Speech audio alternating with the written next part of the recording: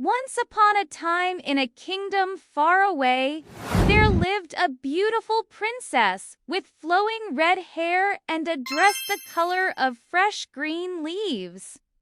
She loved playing with the birds in the whispering woods that surrounded her castle. The birds would often perch on her shoulders as she walked through the trees. And they would sing sweet songs that echoed through the forest. One day, while playing hide and seek with the birds, the princess noticed something strange.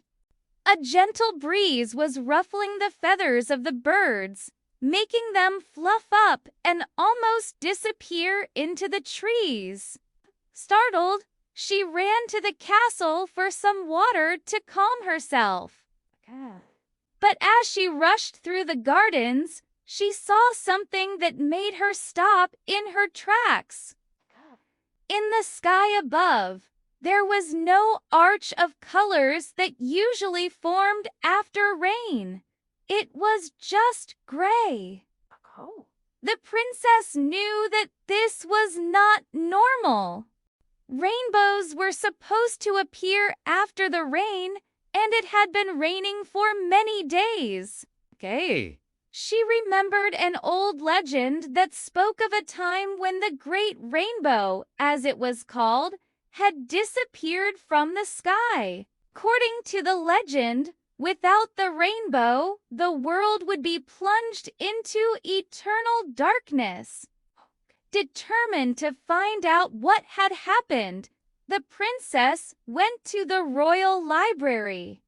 There, amidst ancient texts and dusty scrolls, she found an old book that told the story of the Great Rainbow.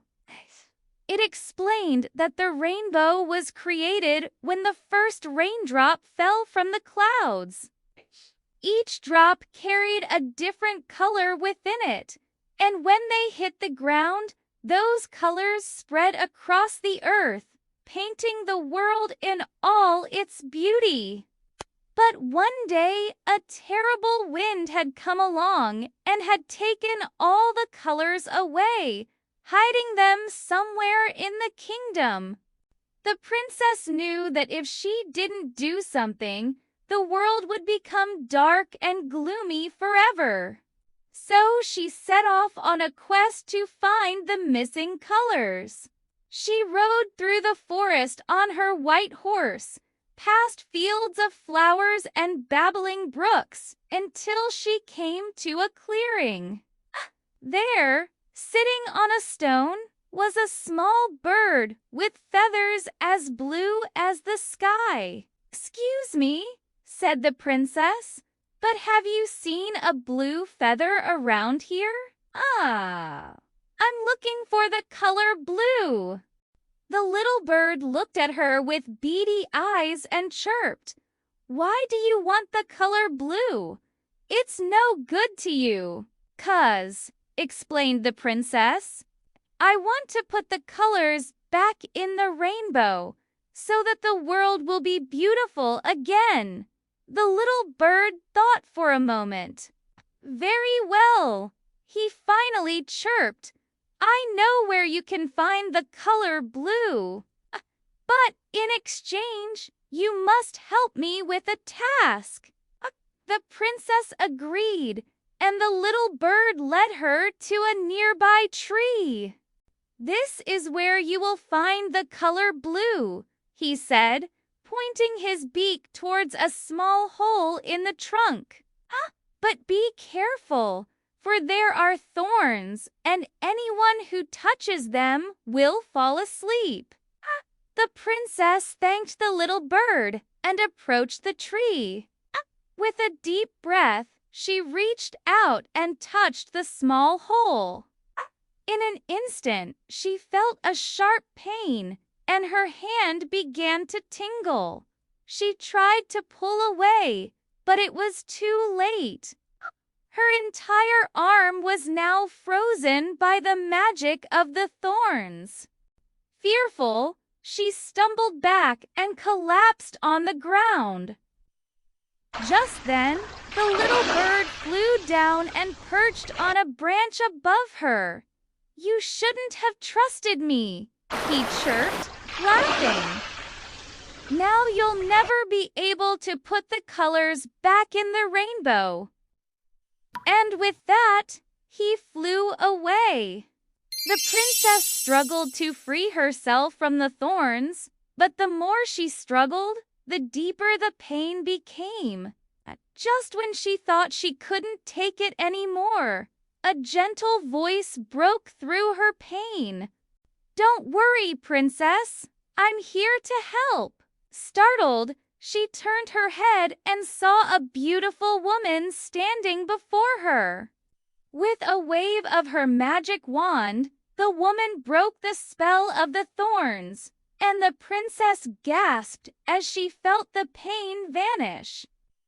"Who are you?" she asked. "I am the guardian of the forest," replied the woman, "and I am here to help you on your quest." The princess told her about the missing colors and the rainbow, and the guardian nodded. "I know what you must do," she said. "You need to find the other colors and bring them to the highest waterfall in the Whispering Woods. There, the water will help you put the colors back in the rainbow." The princess thanked the guardian and set off on her journey once more. She rode deeper into the forest, following the sound of rushing water until she came to a clearing. There, hidden behind tall trees, was a magnificent waterfall that glittered in the sunlight. At the top of the falls sat a woman as white as snow. "Greetings, princess," she said. "I am the guardian of winter." "You have come for the color white." The princess nodded. "I'm sorry to bother you," she said, "but I need the color white to put the rainbow back in the sky." The guardian of winter smiled. "Of course you may have it," she said, "but only if you help me with a task." The princess agreed, and the guardian led her to a nearby lake. "Here you will find the color white," she said, pointing to a small patch of ice. "But be careful, for it is very cold, and anyone who touches it will freeze." Freeze thanked the guardian and approached the lake. As she got closer, she could feel the cold seeping into her bones. She took a deep breath and reached out to touch the ice.